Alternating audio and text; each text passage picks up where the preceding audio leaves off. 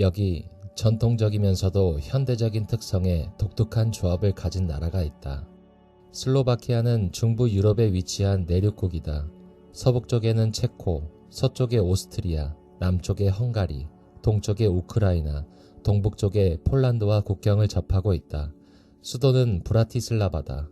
슬로바키아의 정식 국호는 슬로바키아 공화국, 약칭 국호는 슬로바키아 또는 슬로벤스코이다. 슬로바키아어 표기가 다른 이유는 형용사형인 슬로벤스키가 정식 국호에서는 여성형인 슬로벤스카로 쓰이기 때문이다. 슬로벤스코라는 이름은 15세기경 헝가리 왕국에서 슬로바키아인을 가리키던 말인 슬로벤에서 유래했다. 한국에서 쓰는 국호는 슬로바키아인데 이 이름은 슬로바키아의 음차로 체코슬로바키에서 유래한 것으로 보이며 16세기 독일어 문헌에서 처음 등장한다. 슬로바키가 무엇을 뜻하는지는 아직 불분명하지만 슬라브를 뜻하는 것으로 보는 의견이 많다. 슬로벤스코, 슬로바키아라는 이름은 16세기부터 헝가리 왕국에서는 상헝가리라 일컫는 슬로바키아 일대를 가리키는 지리적 이름으로만 쓰였다. 정치적, 민족적 의미를 지닌 것은 아니었으나 19세기의 민족주의 열풍과 20세기 초의 체코슬로바키아 건국 및 20세기 말 슬로바키아의 독립을 거치면서 정치적, 민족적 함의를 지니게 되었다. 슬로베니아와 이름이 비슷해 혼동이 많은 편이다. 둘 다 오랫동안 오스트리아 합스부르크 왕조의 지배를 받았고 종교는 카톨릭, 슬라브족의 국가라는 공통점이 있으며 심지어 국기까지 슬라브 3색인 백, 청, 적색을 사용해서 비슷한 면이 많다. 또 비록 양국이 국경을 접하지는 않으나 양국의 국경 간 최단 거리는 겨우 150km이고 수도 간 직선 거리는 300km에 불과해서 서울, 부산 거리보다 짧다. 양국 모두 산악지대로 구성되어 있기도 하다. 또한 오스트리아와 헝가리하고 접해 있다는 공통점도 있다. 두 나라 모두 자국, 자국어를 가리키는 말도 비슷한 편이다. 물론 공통점도 있지만 따지고 들면 차이점도 많다.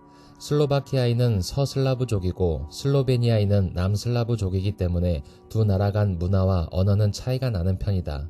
슬로바키아는 슬로베니아보다 폴란드 언어와 더 유사하다. 중유럽 내륙의 슬로바키아는 외교적으로 체코와 폴란드와 우호 관계이며 남동 유럽의 해안가에 위치한 슬로베니아는 크로아티아와 우호 관계로 사실 서로 그렇게 얽힌 일이 많은 국가들은 아니다. 이 때문에 EU 국가 코드에서는 혼동을 최대한 피하기 위해 고민한 흔적이 보인다. 슬로바키아와 슬로베니아에서 SLOVEN까진 똑같고 거기에 스웨덴의 국명을 자국어로 표현하면 스베리에인지라 세 나라 중 한 나라가 SV를 쓰게 되면 심히 혼동이 된다. 때문에 결국 철자가 최대한 겹치지 않는 범위 내에서 슬로베니아는 SI, 슬로바키아는 SK, 스웨덴은 SE로 국가 코드를 부여했다. 그런데 한 가지 의아한 것은 SV는 엘살바도르가 되었다. 슬로바키아의 국기는 백, 청, 적 3색기의 국장을 추가한 형태이며 1992년 제정된 슬로바키아 헌법에 따라 국기로 지정되어 있다. 슬로바키아 국기는 잘 보면 러시아 국기의 가운데에서 약간 왼쪽으로 치우친 부분에 문장을 새겨놓은 듯한 구조이다. 이 깃발은 1848년 헝가리 혁명 당시 헝가리 왕국이 오스트리아 제국에 맞서 독립봉기를 일으켰을 당시 합스부르크 왕조편을 들었던 슬로바키아인들이 사용한 것이 시초라고 한다. 백, 청, 적색깔은 범슬라브주의의 영향을 받은 것으로 이 당시 사용되었던 국기에는 국장이 없어 현재 러시아 국기와 같았다. 1848년 혁명이 실패하면서 다시 쓰이지 않게 되었지만 20세기 초반 슬로바키아가 체코와 함께 체코슬로바키아로 독립할 때 다시 비공식적으로 슬로바키아를 상징하는 깃발로 사용했다. 비공식적으로 사용된 슬로바키아 국기가 처음 공식화된 것은 아이러니하게도 나치 독일의 괴뢰국 슬로바키아 제1공화국 시절이었다. 제2차 세계대전이 끝나고 공산화되면서 다시 쓰이지 않게 되었으나 1989년 동유럽 혁명으로 민주화되고 연방제를 택하면서 체코슬로바키아의 구성국인 슬로바키아 공화국의 깃발로 다시 사용했다. 1992년 러시아 국기와의 구분을 위해 국장을 추가했고 1993년에는 슬로바키아의 독립과 함께 국기로 채택되었다. 국기를 세로로 개양할 때는 국장도 똑바로 서도록 하는 게 원칙이다. 즉, 세로 개양용 깃발을 별도로 제작한다. 또한 벽 등에 놓을 때는 흰색을 왼쪽에, 빨간색을 오른쪽에 보이게 한다. 슬로바키아의 국장은 두 가로줄이 그어진 흰 십자가와 파란색 산봉우리가 빨간색 방패 위에 그려진 형태이다. 이 십자가는 로렌 십자로 슬로바키아가 그리스도교 국가임을 나타내는 상징이자 슬라브인에게 그리스도교를 전파한 동로마 제국의 성 키릴로스와 성 메토디오스 형제의 상징이다. 또한 로렌 십자가는 12세기 말 헝가리, 크로아티아 왕국의 국왕 벨러 3세가 동로마 제국으로부터 전해받은 십자가로 이후 헝가리의 상징으로 삼게 되었으며 세 개의 봉우리는 헝가리 왕국의 영토에 존재하던 산맥인 타트라, 마트라, 파트라 산맥을 형상화한 것이다. 이것이 19세기 슬로바키아인들에게도 자신들의 상징으로 받아들여졌기에 채택되었다. 참고로 헝가리의 국장도 조금 비슷하지만 차이점이라면 세 개 봉우리의 색은 녹색이며 역사적 이유로 국장이 비슷하다. 국기와 마찬가지로 국장도 19세기부터 비공식적으로 쓰였지만 처음 공식화된 것은 나치 독일의 괴뢰국 슬로바키아 제1공화국 시절이었다. 2차 대전 후 공산정권 시절에는 로렌 십자를 제거하고 불꽃 모양 국장을 사용하기도 했다. 1989년 동유럽 혁명으로 민주화되고 연방제를 택하면서 체코슬로바키아 연방공화국의 구성국인 슬로바키아 공화국의 국장으로 로렌 십자가가 부활했는데 나치 시절과는 디자인이 약간 달라졌다. 슬로바키아 국가의 작사가는 얀코 마트슈카이고 선율은 코팔라 스투디엔코라는 민요를 사용했으므로 작곡가는 미상이다. 이 노래 역시 1848년 혁명을 계기로 제작되어 슬로바키아인 민족주의 세력들이 종종 불렀다. 본래는 2절이었지만 체코슬로바키아의 성립으로 체코의 국가인 나의 조국은 어디에와 함께 공동국가가 되었는데 처음에는 나의 조국은 어디에 1절을 부르고 그 뒤에 이 노래의 1절을 부르는 시기였다. 그러다가 1993년 1월 1일부로 분리되면서 1절과 2절이 모두 국가로 지정되었다. 여담으로 체코슬로바키아가 독립한 이후에 약간의 가사 변경이 있었다. 세계적으로 몇 안 되는 단조로 된 국가 중 하나이다. 슬로바키아 외에 단조로 된 국가를 쓰는 다른 나라로는 튀르키예, 불가리아, 루마니아, 타지키스탄, 아제르바이잔, 이스라엘, 카자흐스탄, 몬테네그로, 우크라이나 등이 있다. 또한 과거 대한제국의 국가였던 대한제국 애국가와 2017년까지의 모리타니도 단조로 되어 있었다. 현재 슬로바키아의 국가의 제목은 타트라 산 위의 번개가 쳐도이다.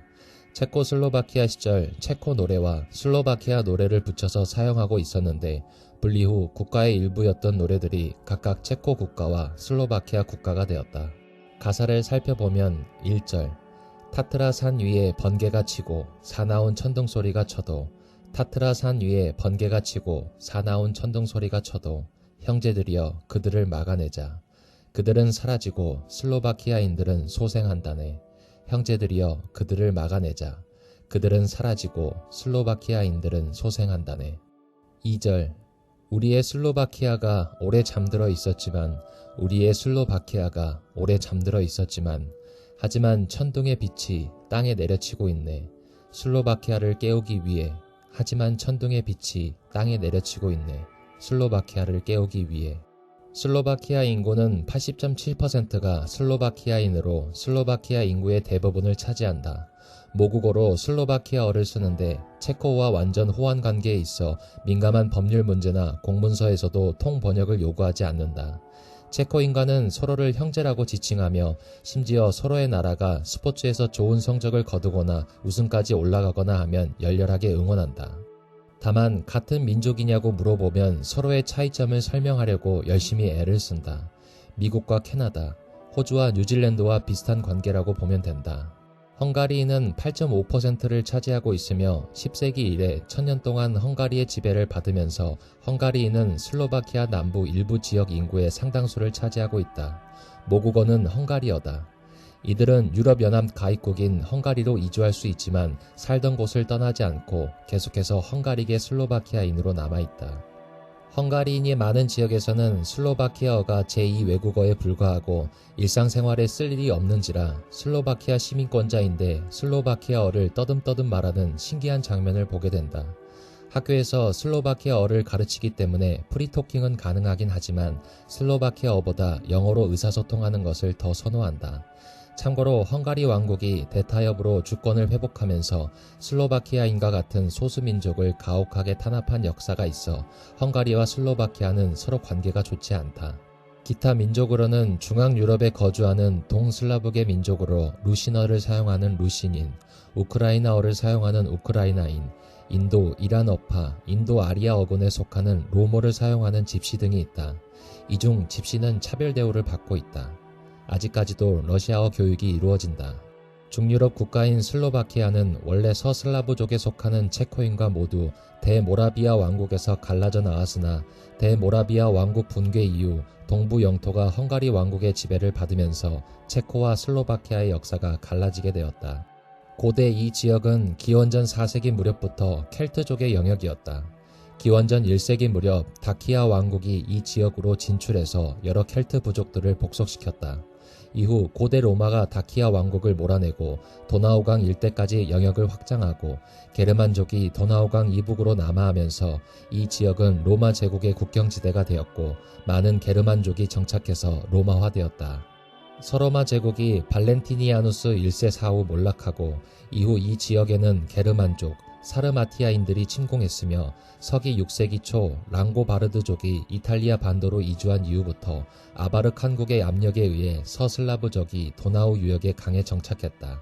중세 초기까지 사모 제국과 미트라 공국을 비롯한 여러 슬라브계 국가들이 흥망을 거듭하다가 10세기 무렵에는 대모라비아 왕국이 오늘날의 체코와 슬로바키아를 통합하고 푸스타 초원으로 확장하며 대제국을 건설했다.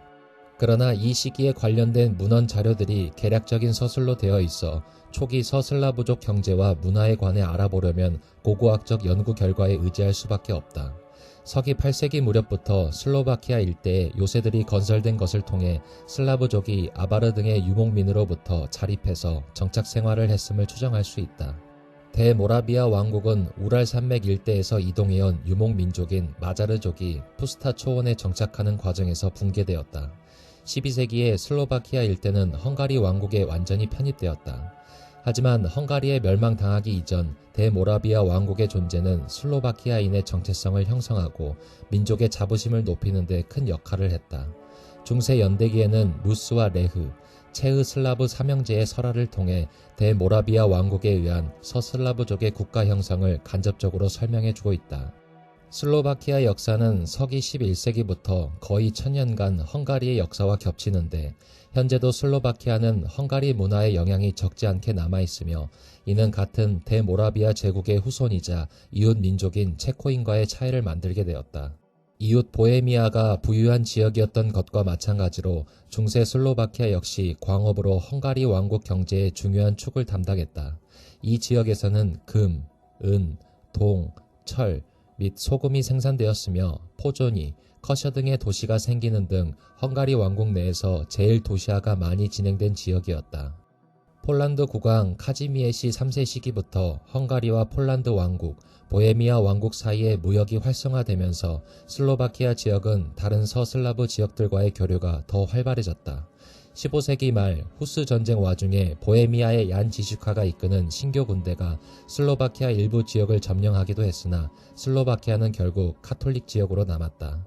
슬로바키아를 통치하던 헝가리 왕국이 모하치 전투 패배 이후 오스만 제국에게 점령당하는 와중에 슬로바키아 일대는 오스트리아 대공국의 합스부르크 가문이 통치하게 되었으며 오늘날 슬로바키아의 수도 브라티슬라바가 합스부르크 헝가리의 수도가 되었다. 오스만 제국이 제2차 빈 공방전 이후 몰락하기 이전 브라티슬라바 일대를 제외한 슬로바키아 대부분은 오스만 제국과 그 봉신국인 헝가리 동부의 트란실바니아 공국, 합스부르크 제국 사이의 잦은 전쟁으로 많은 도시가 파괴당하고 인구가 감소했다. 지린스키 영모 사건으로 부친을 잃은 퇴케이 임레가 지금의 슬로바키아 중부를 중심으로 봉기를 일으키면서 합스부르크 제국의 헝가리 통치가 위기에 봉착하기도 했지만 퇴케이 임레의 봉기로 촉발된 오스만 제국의 제2차 빈 공방전이 실패로 돌아가면서 합스부르크 제국은 범유럽 지원군의 도움을 받아 되티르크 전쟁을 승리로 이끌어 1699년 카를로비츠 조약으로 바나트를 제외한 옛 헝가리 왕국의 영토 전역을 수복하는 데 성공했다. 18세기 초반 스페인 왕이 계승 전쟁을 틈타 트란실바니아와 슬로바키아 동부를 중심으로 라코치 페렌츠 2세가 봉기하면서 합스부르크 가문의 지배에 반발하는 반란이 일어나기도 했으나 진압당하면서 합스부르크 가문의 지배는 공고해졌고 마리아 테레지아의 집권으로 합스부르크 가문과 헝가리인의 반목은 일시적으로 소강 상태에 접어들었다. 하지만 18세기 말부터 요제프 2세가 주도한 중앙 집권화와 독일화 정책에 반감을 느낀 헝가리인은 오스트리아 합스부르크 가문의 지배에 소극적으로 저항하면서 헝가리 민족 정체성 강조 정책을 시작했다. 헝가리 민족주의가 발달하는 와중에 슬로바키아인들도 초기 형태의 범슬라브주의의 영향을 받아 민족의 과거사, 정체성 및 고유 언어에 대한 연구가 시작되면서 민족의식이 고취되었다. 1843년 슬로바키아 청년당 지도자 루도비트 슈트르를 중심으로 슈트르어라고 하는 새로운 문어가 창제되었고 이것이 지금까지 사용되고 있는 슬로바키아어의 시초가 되었다. 1848년 헝가리 혁명이 발발하자 루도비트 슈트르를 중심으로 슬로바키아인은 합스부르크 가문의 편을 들었다. 헝가리 혁명을 진압한 오스트리아 제국은 헝가리 왕국을 오펜, 웨덴부르크, 프레스부르크, 카샤우, 그로스바르다인 5개 군구로 쪼개버렸고 지벤비어겐 대공국, 보이보디나 공국을 분리시켰다. 슬로바키아는 프레스부르크 군구와 카샤우 군구에 속했다.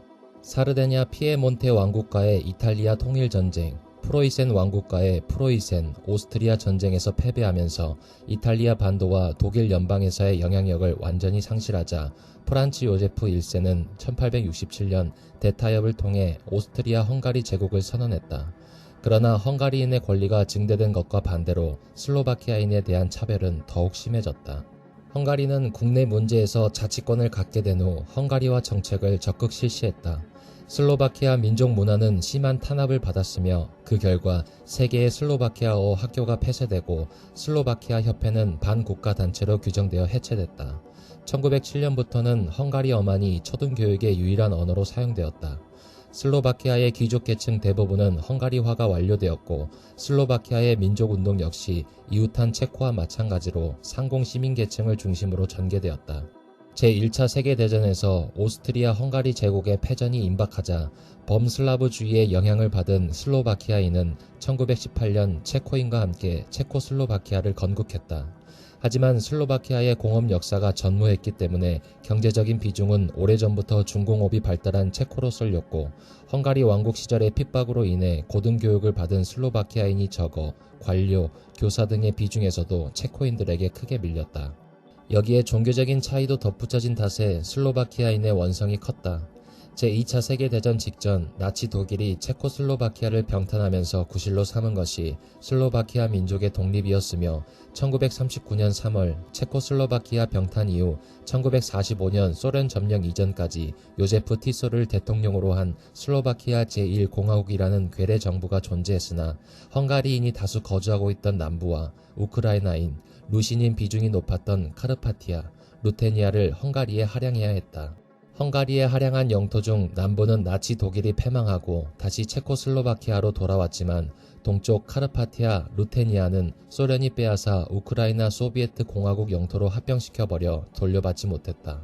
제2차 세계대전 후 체코슬로바키아 공화국으로 다시 돌아왔지만 1989년 체코슬로바키아의 민주화를 이끈 벨벳 혁명을 계기로 체코와 슬로바키아가 분리 독립하기로 했으며 1993년 1월 1일 평화롭게 분리 독립함으로써 슬로바키아는 독립된 민족국가로서 존재할 수 있게 되었다. 역사적으로 현재 슬로바키아는 슬로바키아 제2공화국이라 할 수 있다.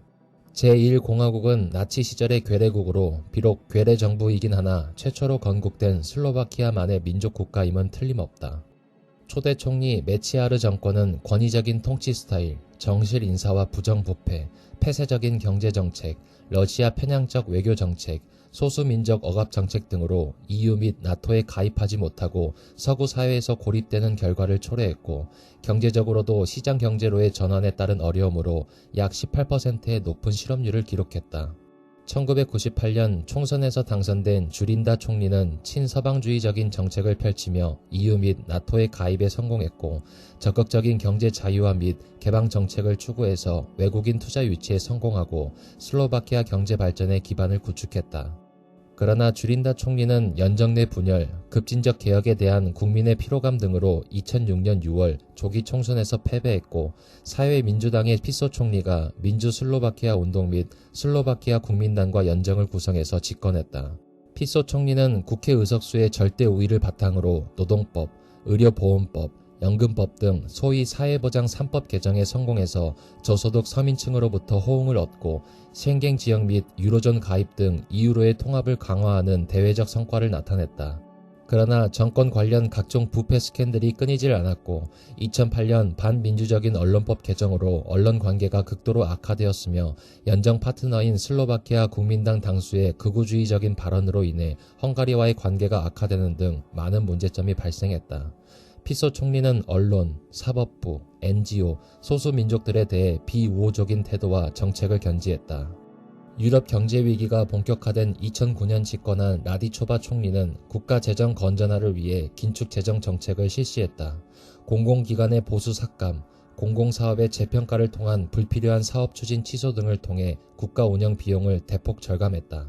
아울러 라디초바 총리의 집권 기간 동안 슬로바키아 민주주의가 크게 향상되어 언론 민주화 및 정보 자유 접근법을 통한 정보 통제 해제, 사법부 개혁 및 부패 척결, 헝가리인과 집시에 대한 차별 금지 등을 적극적으로 추진했다.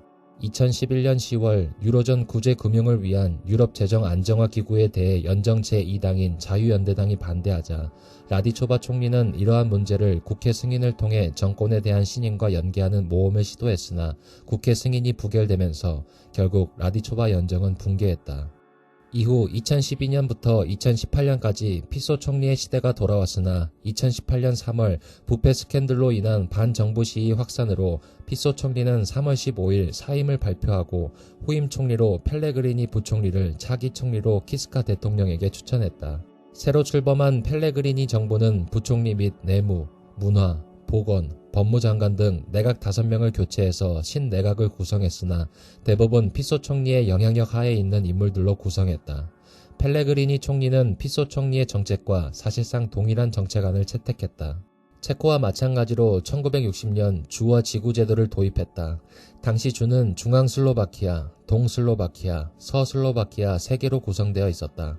브라티슬라바는 1968년까지 서슬로바키아의 도시로 취급되었지만 이후 분리되어 1971년 브라티슬라바주로 독립했다.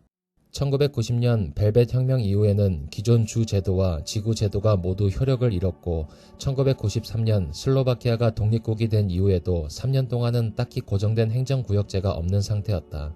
1996년 7월 다시 주 제도가 부활했고 이전의 3개 주가 아닌 8개 주로 세분되었다. 그리고 2002년 주 정부에 일정 수준의 자치권을 부여하면서 각 주의 공식 명칭은 자치주가 되었다. 모든 자치주 명칭은 주도의 명칭을 따르고 있고 체코와 달리 수도인 브라티슬라바도 한 주를 관할하는 주도 역할을 한다. 체코나 오스트리아와 달리 헌장도시 제도는 도입하지 않고 있다.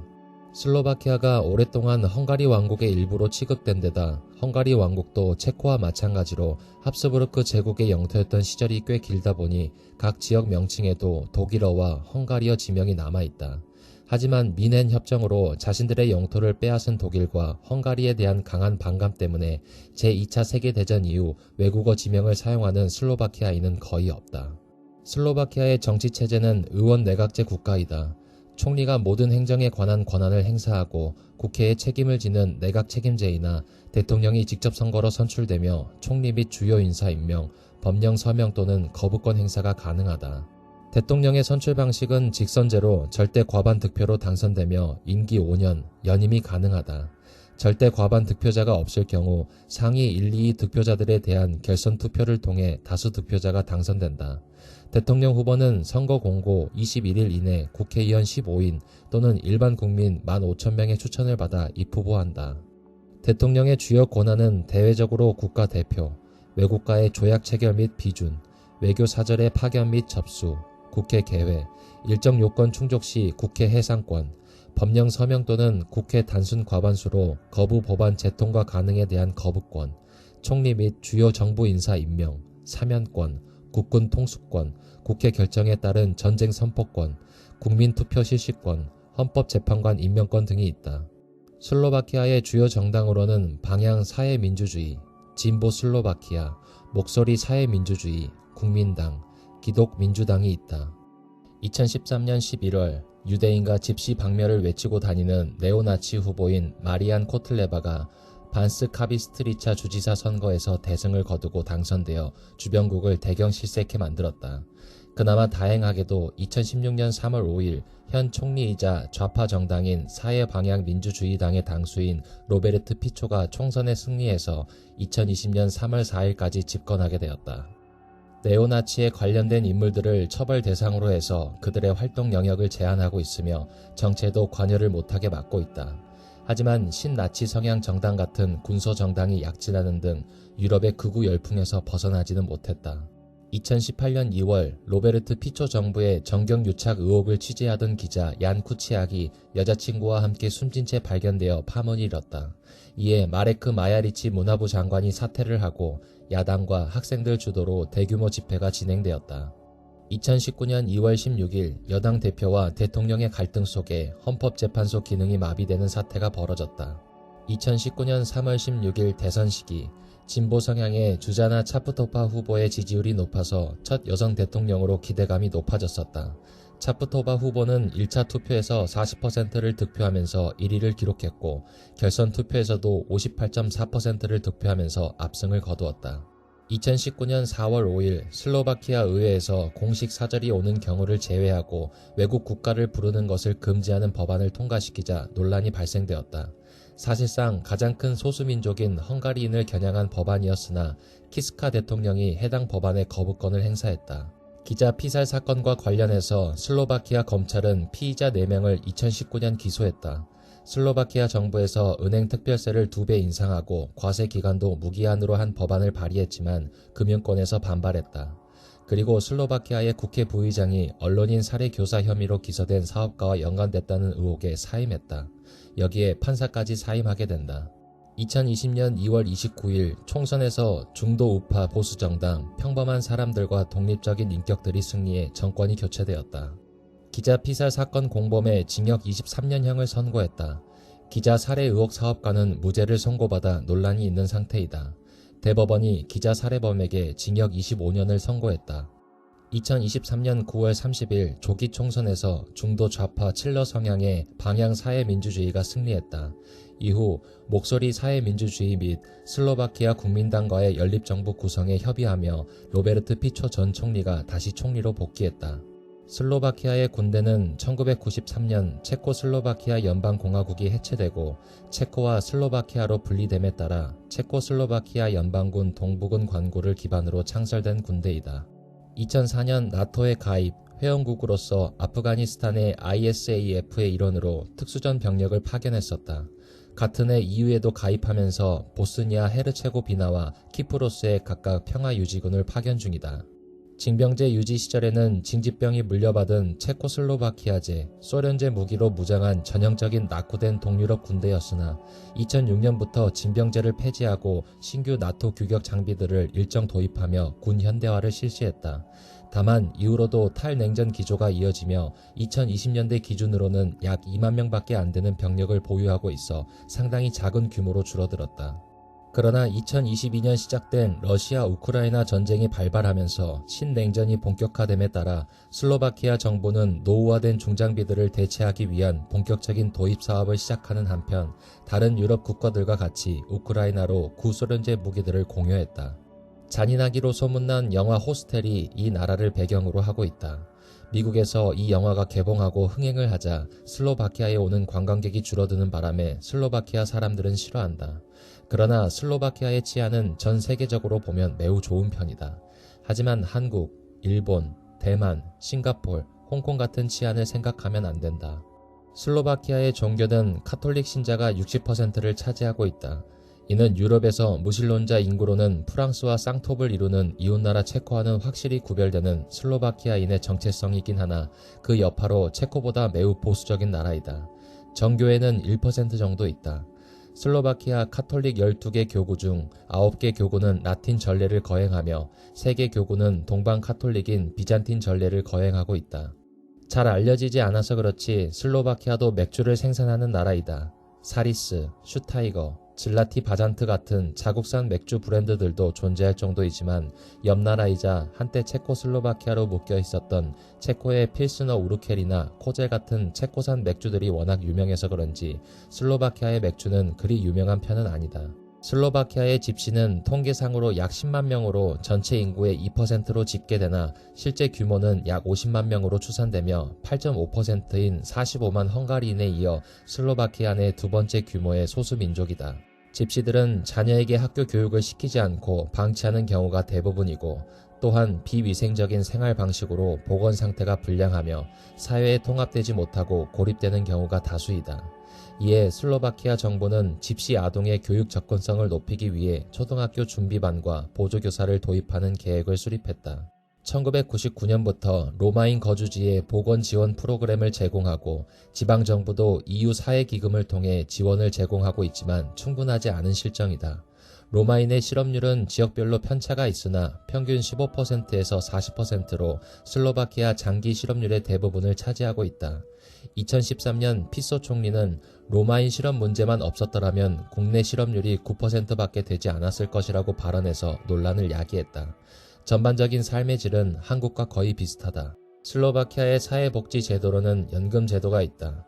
제1지주, 제2지주, 제3지주로 분류된다. 제1지주는 강제사회보험 제도로서 PAYG, Pay as you go 원칙에 따라 국영사회보험청에서 운영하는 연금 시스템으로 연금 급여 수준은 월 납입액과 가입 기간에 의해 결정하고 연금 가입 대상자는 근로자, 연소득 5,760유로 미만의 자영업자, 아동 양육자 혹은 장애연금 수령자 등이다. 제2지주는 적립식 개인 계좌 제도로서 민간연금관리업체를 선택해 동업체의 연금저축 계정에 법정 기여금의 50%를 납부할 수 있도록 한 제도이고 법정 기여금의 나머지 50%는 제1지주에 납부한다. 2013년 1월 1일부터 신규 가입 근로자에 있어 개인 계좌는 가입이 자율적이며 개인 계좌의 기여금 납부 여부는 35세 이전에 결정되어야 하며 번복이 가능하다. 제3지주는 자율적이고 보충적인 성격의 연금 제도로 제2지주와 마찬가지로 민간연금관리업체에서 관리한다. 피소 총리는 민간업체보다는 국영연금관리공단에 연금을 납부하도록 장려하는 취지로 법률을 개정했다. 한시적으로 1차는 2008년 1월부터 6월, 2차는 2012년 9월부터 2013년 1월 시행했으며 제2지주로부터 탈퇴 선택권을 부여하고 민간연금관리업체에 가입한 연금저축자들이 국영연금관리공단으로 복귀할 수 있도록 선택권을 부여했다. 노동법은 고용주와 근로자 간 관계를 규율하는 기본법으로 고용계약 체결, 해고, 노동시간, 연간 휴가일수, 근로조건 등에 대해 상세하게 규율한다. 고용관계는 서면 고용계약서에 의해 체결되며 양 당사자는 고용계약을 통해 직무기술서, 작업장, 근로개시일, 임금 등에 대해 합의한다. 고용계약기간은 기한을 설정해서 체결하거나 기한 제약 없이 체결한다. 고정된 기간으로 계약 체결 시 최대 기간은 2년이며 같은 2년의 기간 내에 최대 2회 연장할 수 있다.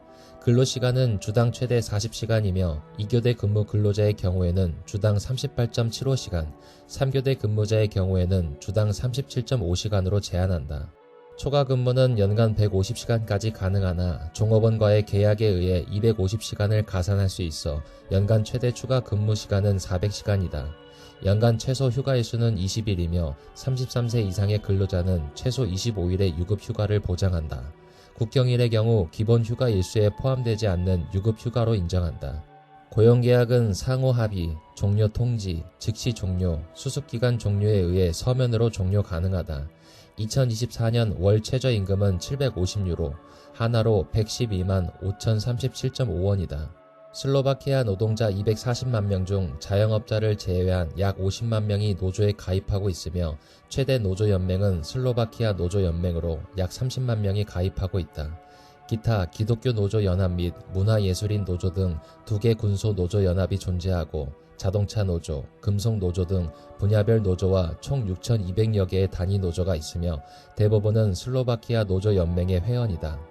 2004년 설립된 슬로바키아 경영자협회는 슬로바키아 GDP의 81%를 생산하고 23만 4천 명을 고용하는 최대 경영인 협회로 외국 기업도 회원으로 참여 가능하다.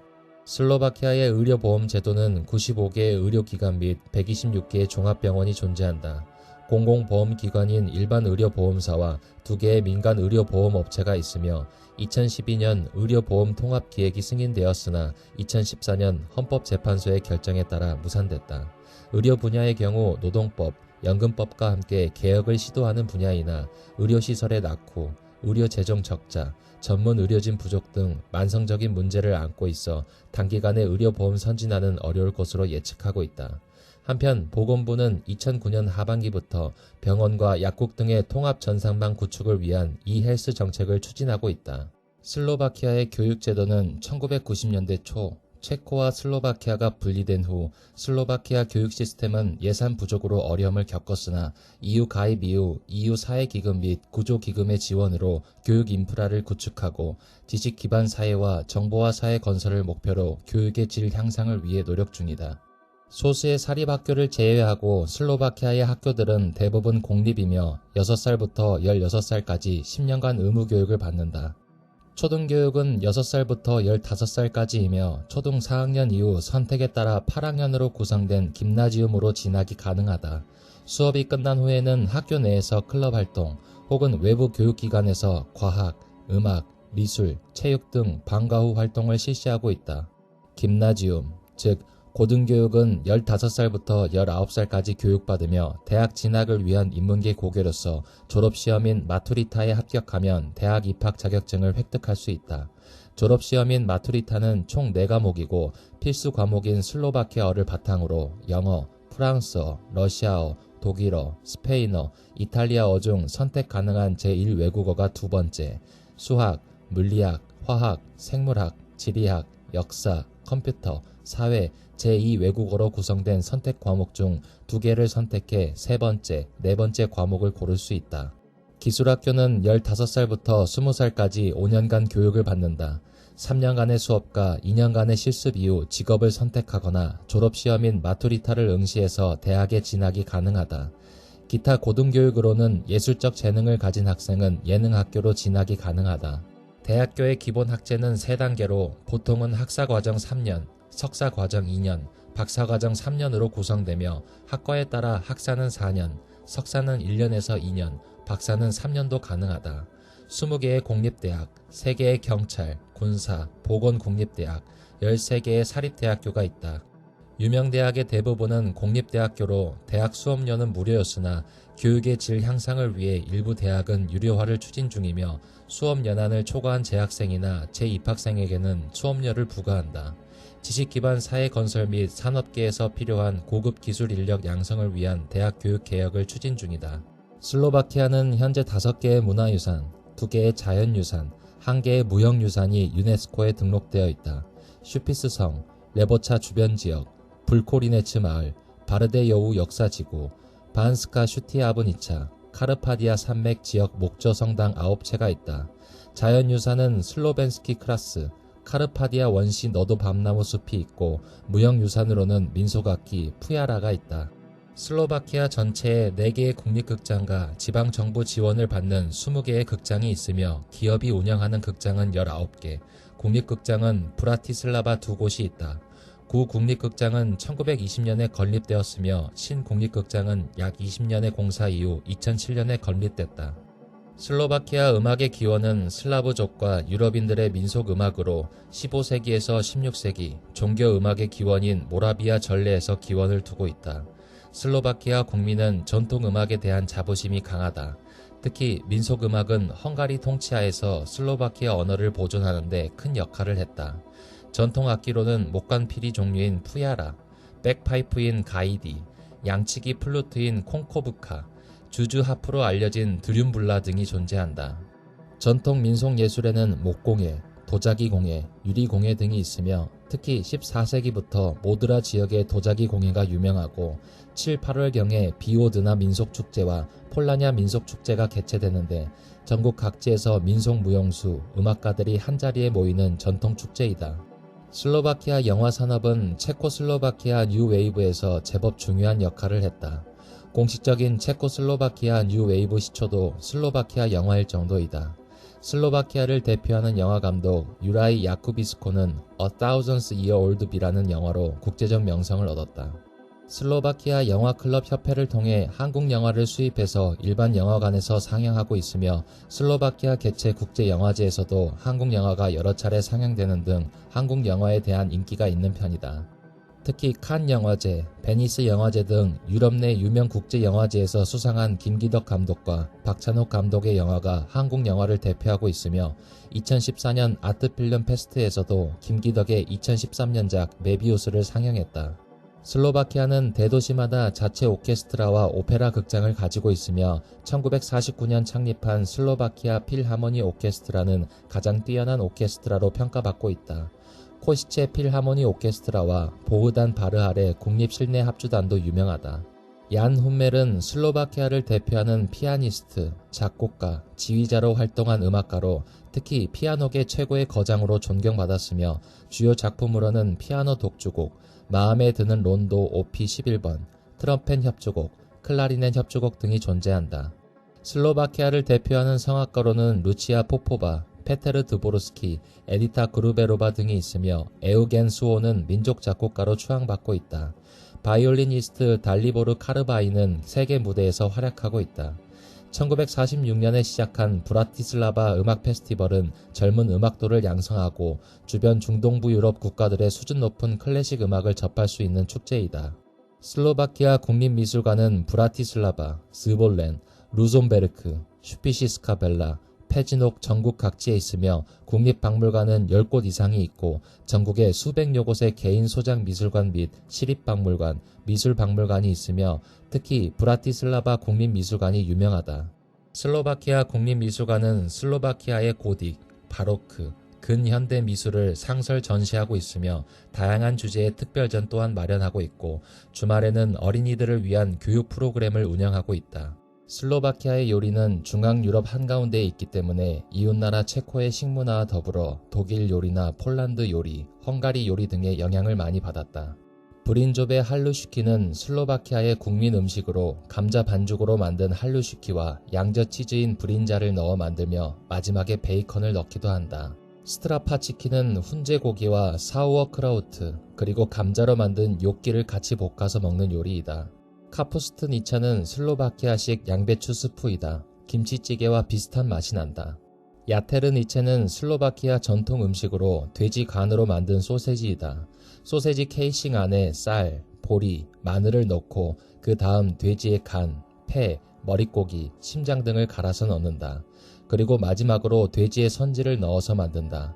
여러모로 우리나라의 찹쌀순대와 매우 비슷하다. 슬로바키아는 상당한 공업화를 이룬 국가로 철강, 기계, 알루미늄, 석유화학, 군수산업 등의 제조업이 급속히 발전했다. 과거에는 체코에 상당히 의존적인 경제 구조를 가지고 있었으나 분리 독립 이후 무역에 집중해서 위기를 극복했다. 2006년 당시 경제 성장률이 8.3%, 2007년에는 10.4%에 달하기도 했다. 또한 이웃나라인 체코와 같이 강력하고 튼튼한 제조업 기반을 보유하고 있다. 체코와 슬로바키아 모두 현대자동차 그룹 생산 기지가 있다. 또한 슬로바키아에는 삼성전자 TV 공장이 있다. 현재는 동유럽 상위권 국가들 중 하나로 엄연히 선진국으로 인정받고 있다. 1968년 이후 공산당 제1석이었던 알렉산드르 둡체크가 상당한 규모의 경제개혁 조치와 공업화에 대한 투자를 단행했다. 1989년 벨벳 혁명 이후 시장 경제 체제로 전환해서 상당한 경제 성장률을 기록했다. 2023년 기준으로 1인당 소득에서 체코에 밀리고 있으며 체코의 1인당 GDP가 한국과 일본, 스페인과 거의 비슷한 수준인 반면 슬로바키아는 여전히 2만 달러대에 머물고 있다. 슬로바키아는 정부의 적극적인 외자 유치 정책에 의해 외국인 직접 투자가 매우 활성화되어 있다. 슬로바키아 정부는 제조업 분야에 집중되어 있는 경제 구조의 한계를 인식하고 있고 산업 구조의 다변화, 서비스 관광 등 고부가가치 지식 기반 경제 육성을 위해 노력하고 있다. 한마디로 수출 주도형 경제이다. 외국인 제조업 투자를 통한 경제 개발 정책으로 인해 원 부자재 수입, 완제품 수출이라는 전형적인 수출 주도형 무역 구조로 해외 시장 의존도가 높은 특성을 보인다. 유럽 지역에 대한 교역 편중이 매우 심해 EU 지역에 대한 수출이 전체 수출의 85%를 차지하고 2017년 EU 지역의 수입이 전체 수입의 67%를 차지했고 소규모 개방 경제인 동시에 EU 의존도가 높다는 특성으로 인해 보호무역의 심화 및 유로 가치 변동 등의 요인으로 타격을 받을 수 있는 위험이 상존한다. 슬로바키아의 자동차 산업은 주요 자동차 생산국으로 부상했는데 전체 산업 생산의 44%, 전체 산업 수출의 40%를 차지하며 전체 고용률 5%인 약 12만 9천 명을 차지하고 있는 가장 중요한 산업이다. 폭스바겐이 수도 브라티슬라바에 현지 공장이 있다. 1991년 스코다를 인수한 폭스바겐이 지분 80%를 인수해 여러 모델들을 생산했다가 1998년 완전히 인수하며 폭스바겐의 소유가 됐다. 2023년 기준 폭스바겐 투아렉, 아우디 Q7, 아우디 Q8, 포르쉐 카이엔 등의 SUV 라인업과 폭스바겐 파사트 바리안트, 스코다 슈퍼브를 생산하고 있다. 이들과 같은 차대를 쓰는 카이엔 1세대에서 2세대는 차체만 브라티슬라바 현지 공장에서 만든 후 포르쉐의 라이프치히 공장으로 보내서 조립을 끝내왔으나 3세대부터 완전히 브라티슬라바 생산으로 전환했다. 기아 자동차도 질리나에 유럽 생산 기지가 있으며 2006년부터 시드와 스포티지의 유럽 판매 물량 생산을 담당하고 있다. 광고도 국명을 본떠서 슬로바키아로 했다. 랜드로버는 2018년 니트라의 5세대 디스커버리 및 2세대 디펜더를 생산할 목적으로 현지 공장을 신설했다. 전자산업은 2000년 이래 슬로바키아에서 가장 빠르게 성장하는 산업 중 하나로 고용 및 수출 측면에서 자동차 산업에 이어 제2위를 차지하는 주요 산업이다. 전자산업은 전체 산업 노동 인구의 2.7%인 6만 8천 명을 고용하고 슬로바키아 전체 수출의 약 32.9%를 차지하고 있다. 전자산업 3대 주요 투자자는 삼성전자, 폭스콘, 유니버셜 미디어 코퍼레이션으로 일본의 소니 파나소닉도 진출해 있으며 유럽 내 LCE TV 생산기지로 주목받고 있는 상황이다. 슬로바키아의 국내 정치 및 경제의 안정성은 안전한 투자 환경을 제공하고 있다. 유럽의 중심, 동유럽과 서유럽을 잇는 교량적 위치에 있는 지리적 특성상 유럽 시장 전반을 개척하는 데 유리하다. 안정적인 법과 제도적 환경을 제공하고 있으며 EU 시장에 제한 없는 접근, 노동력의 자유로운 이동, 통신, 금융 서비스 등 다양한 시장 자유와 노력으로 인한 저렴한 운영 비용이 가능하고 유로존 국가로서 환전 위험이 감소했다. 상대적으로 저렴한 임금과 높은 노동 생산성 또한 보유하고 있다. 중동부 유럽 국가 중 가장 높은 노동 생산성 및 가장 높은 대학 등록률 보유, 전체 인구의 19.7%가 대학 졸업자이자 66%는 중등교육 이상, 대다수 사람들이 한 개 이상의 외국어를 구사하며 전체의 98.8%에 달하는 학생들이 영어 학습을 했다고 한다. 2009년 1월 1일 옆 동네 체코보다 먼저 유로화를 도입했다. 체코도 2009년 1월 1일자로 슬로바키아와 같이 유로화를 도입하려 했으나 경제학자 출신 바칠라프 클라우스 당시 대통령이 유로화 도입에 부정적이어서 도입하지 못했다. 슬로바키아의 금융 분야는 안정적인 것으로 평가받고 있다. 2014년 9월 국제통화기금인 IMF의 슬로바키아 국가보고서에 따르면 슬로바키아의 은행 시스템은 높은 유동성과 자본 비율에 의해 여전히 건전한 것으로 평가되었다. 슬로바키아 중앙은행도 2017년 11월 금융안정보고서를 통해 2017년 상반기 기준 슬로바키아 은행의 총 자기자본 비율과 보통주 자기자본 비율이 각각 18.6%와 16.1%로 최소 자기자본 비율 10.5%를 하회하는 은행은 없다고 보고했다. 대부분 외국계 은행의 자회사들인 슬로바키아 은행 부분의 건전성은 전통적으로 건실한 자본 및 유동성을 갖춘 소매금융 중심의 사업 모델과 안정적인 국내 예금 중심의 자본 조달에 기인되었다. 국제통화기금은 건실한 은행 부문에 있어 가계대출의 지속적 증가 및 높은 수준의 주택담보대출에 대해 정책당국이 관심을 가질 필요가 있다고 권고했다. 한편 슬로바키아의 국가신용등급은 주변 인접한 국가 중 가장 높은 수준이다. 특히나 빈부격차가 세계 최저 수준인 것으로 유명하다. 2016년 기준 지니 계수가 0.252로 소득격차가 세계에서 10손가락 안에 드는 수준이며 부의 격차 또한 0.498로 세계 최저 수준이다. 슬로바키아는 화석연료와 핵연료를 전량 수입에 의존하고 있는 실정이다. 이에 따라 특히 천연가스와 원유 등의 에너지 수송로 다변화가 주요 에너지원의 안정적인 확보에 있어 중요한 사안이다. 특히 지난 2009년 천연가스 공급 중단은 슬로바키아 경제에 심각하게 부정적인 영향을 미쳤으며 에너지 안보의 중요성을 다시금 인식하게 만든 계기가 되었다. 비상시를 대비해서 원유 및 석유 제품의 평균 일일 수입량의 95일분을 비축하고 있다. 슬로바키아에서는 아이스하키가 가장 인기 있는 스포츠이며 티포스 엑스트라 리가라는 자국 리그가 있는 강국이기도 하다. 체코슬로바키아 시절부터 강팀으로 군림했으며 아이스하키의 세계고 팀인 빅세븐의 일원이다. 그런데 분리독립 이후에는 올림픽에서 금메달을 딴 경험이 있는 체코에게는 약간 밀리고 있다. 대표적인 선수로는 페테르 슈타스트니, 마리안 호사, 지데노 하라, 파벌 데미트라 등이 있다. 또한 축구를 슬로바키아의 가장 인기 있는 스포츠로 꼽기도 한다. 전국에 2,400여 개의 축구 클럽이 구성되어 있어 매주 마을 대항 축구 경기가 벌어지는 등 풀뿌리 축구가 잘 정착되어 있다. 테니스는 단식 스포츠 중 가장 인기가 있다. 2014년 호주 오픈에서 준우승한 도미니카 치블코바를 비롯 다니엘라 한투오바, 도미니크 흐르바티아 같은 정상급 테니스 선수를 배출했다. 엑스트라 리가라는 야구 리그가 있다. 국민 영웅 사이클 선수 피터 사가는 현재 세계 최고의 스프린터이자 탁월한 경기 운영, 모든 지형에서 준수한 올라운드 능력도 가지고 있어 2015년부터 2017년 로드 월드 챔피언십 칭호를 수여받았다. 피터의 형 유라이 사간도 월드팀에서 활동하며 슬로바키아 최고의 사이클 선수로 인정받고 있다. 하지만 2011년 동계 데플림픽 유치국이었으나 조직위원들의 구속수사와 국제적 소송 때문에 데플림픽 중에서 유일하게 대회가 취소된 흑역사를 남긴 전적이 있다. 슬로바키아는 2019년 기준 관광객 수는 563만 명으로 유럽 국가치고는 많지 않은 편이다. 중부 유럽 국가들 중에서 가장 관광객이 적은 국가이다. 사실 그렇게 볼 것이 많지도 않고 체코, 폴란드, 오스트리아, 헝가리 등 주변국이 너무 넘사벽인 바람에 크게 선호되지 않는다. 거의 오스트리아, 체코, 폴란드, 헝가리 루트에서 지나가는 정도로만 쓰일 정도이다. 치안은 준수한 편이다. 슬로바키아의 수도인 브라티슬라바의 주요 관광지가 거의 다 있다고 보면 된다.